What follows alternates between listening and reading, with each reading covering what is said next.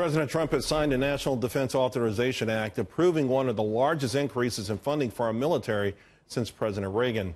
Some major benefits of this act include increasing the size of our force and approving a 2.4% pay raise for our troops. That's the largest in 8 years. Here now to discuss, Frank Gaffney, Center for Security Policy President and former Assistant Secretary of Defense, along with retired Marine Corps Gunnery Sergeant Jessie Jane Duff, who's currently a London Center Policy Research Fellow. Frank, let me start with you. The biggest pay increase since 2010, 20,000 additional troops. They cut the so-called widow's tax, a $700 billion deal. We know that our defense has been in deterioration for a long time. Can this sort of jumpstart a revival or a turnaround?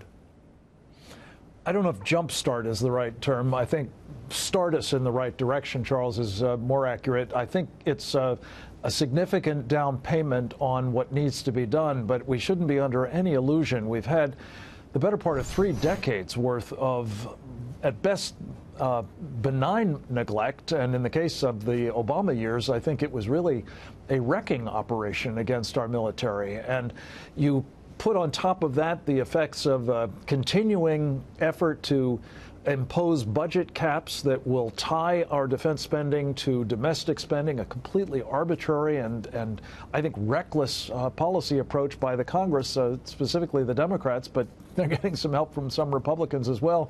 And you've got a formula for our military remaining unready. The Heritage Foundation just recently has done a terrific study of this called the Index of U.S. Military Strength.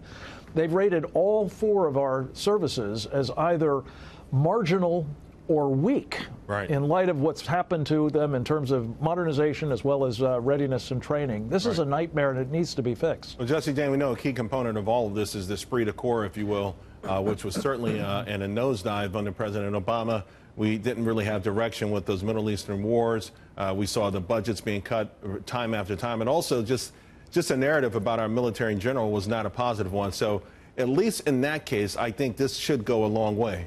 This is awesome news to our military. Between 2011 and 2015, our Pentagon was slashed by $100 billion. It turned out that the enemy wasn't a foreign army, but our own Budget Control Act. With that, we should have 36 capable battalions in the Marines. We only have 23. We should have 50 combat brigade teams in the Army, and we only have 32. With that said, we're not capable, like Frank had indicated, we're marginally capable. And get this, the Marines and the Army were rated as weak. We cannot go and fight a war on 2 fronts. That devastates American interests. And with this, it's going to take time to rebuild. But at least we're jump-starting it. We need to get Congress to back this. How do we do that, Frank? I mean, do we use the success that we've had recently against ISIS and some of the other organizations? Because, to your point, there's a lot of resistance in Washington, D.C., about approving this sort of money that's needed.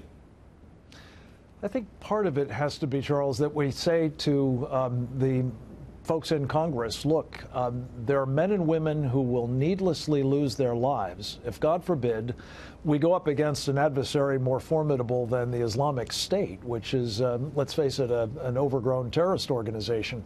This is a time when I think what a friend of mine, Donald Rumsfeld, used to say, weakness is provocative. We're up against now peer competitors in Russia and China, notably. Even the Iranians and North Koreans are posing increasingly formidable threats.